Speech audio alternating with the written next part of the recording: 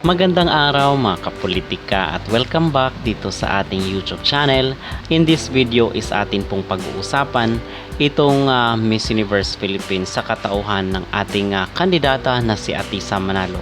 Kasi sinusubaybayan po natin ang laban ni Atisa dito sa nasabing beauty pageant. At in this video po mga kapolitika ay sa ating pag-uusapan ang mga dapat gawin ni Atisa para masungkit ang mailap na corona dito sa MUPH 2025. Pero bago ang lahat ay huwag kalimutang mag-like at mag-subscribe na rin kayo para updated kayo sa ating mga latest issue. At ang sabi nga po dito sa isang post sa social media na kung saan ay galing daw ito kay Atisa Manalo ay hindi di umano kinakabahan itong kandidata ng Quezon Province dito sa kanyang sagupaan salpukan sa MUPH 2025 sa kabila ng napakaraming mga contestant na stand out, mga magaganda at magaling rin po sa communication skills. Masasabi natin na total package rin yung ibang mga kandidata. So dito ay sinabi ni Atisa Manalo na hindi di umano siya pressured at ini-enjoy niya lang yung every moment of this competition, which I think ito yung pinaka-importante na dapat hindi i-pressure ni Atisa yung kanyang sarili dito sa kanyang bakbakan sa MUPH 2025 dahil nasa 60 plus rin po yung mga kandidata na kailangan niyang itumba dito sa nasabing beauty contest.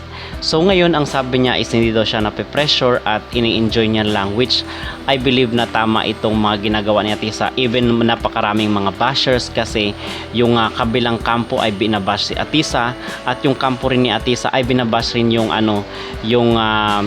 other camp, so vice versa ngayon ang nangyayari. So si Atisa ay hindi siya affected mga kapolitika sa mga negatibong komento, mga negatibong reaksyon, mga negatibong tao sa kanyang paligid.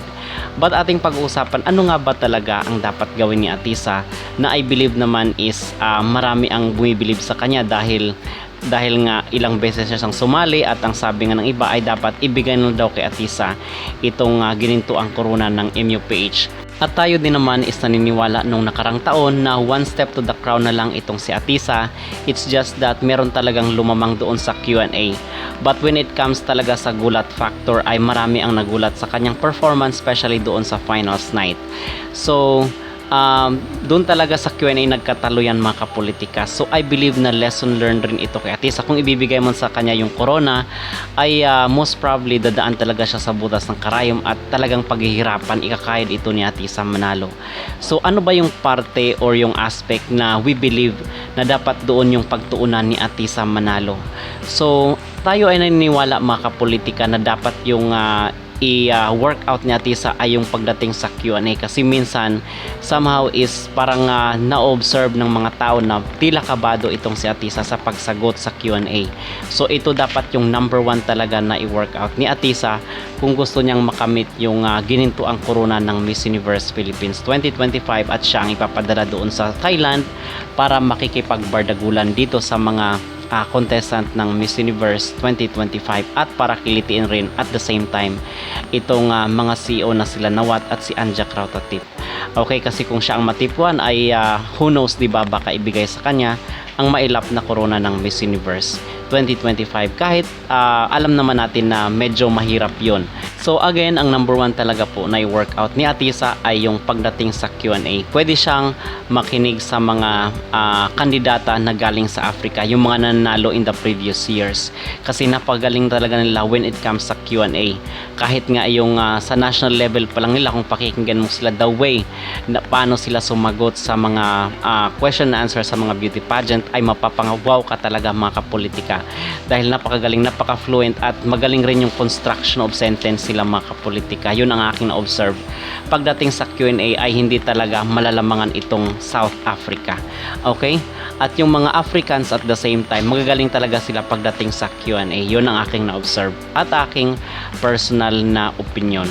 So kung kayo ang tatanungin mga kapolitika, ano ang inyong maging opinion or maging advice tip dito kay Atisa kung saang parte ng kanyang competition dapat i-workout ni Atisa Manalo dito sa Miss Universe Philippines 2025 para at this time around ay bibigay na sa kanya ang ginintuang corona ng MUPH. Mag-comment down below at huwag kalimutang mag-like at mag-subscribe na rin kayo para updated kayo sa ating mga latest issue.